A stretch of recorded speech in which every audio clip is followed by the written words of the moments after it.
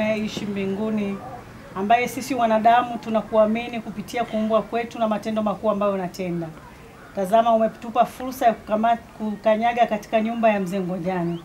Tunajua Bwana, wanapita katika mapito ambayo wakati mwingine kibinadamu inawezekana wakachoka, inawezekana wakakata tamaa.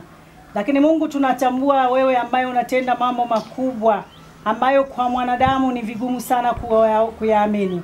Unaweza kutenda leo Bwana, unaweza kubadilisha huzuni kuwa furaha. Wewe ambaye unaweza kuyafanya maisha ya mwanadamu kuwa mapya. Mungu, tunakualika katika familia hii. Badilisha ile huzuni iliyoingia katika familia hii Bwana. Badilisha yale maumivu yaliyoingia katika familia hii na kuwarejeshia faraja. Tunajua siku zote kazi ya shetani ni kuharibu. Kazi ya shetani ni kuchinja na kuua. Lakini wewe Mungu unauisha.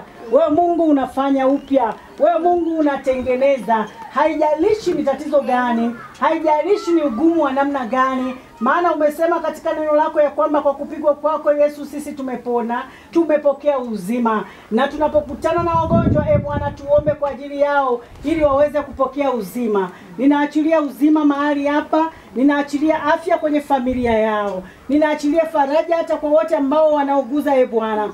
Endelea kuatia moyo, endelea kuwajaza upendo. Endelea mfalme wa amani kuwapa uvumilivu katika kipindi chote wanachopitia. Mungu, tunaachilia baraka zako. Hata wakati mwingine tunapokuwa makazini kwetu, ukaendelea kutukumbusha upendo na kuikumbuka familia Mungu wetu. Tunaachilia neema yako na baraka zako zikawe pamoja nao. Ni katika jina la Yesu Kristo ninaomba na kuamini. Amen. Amen.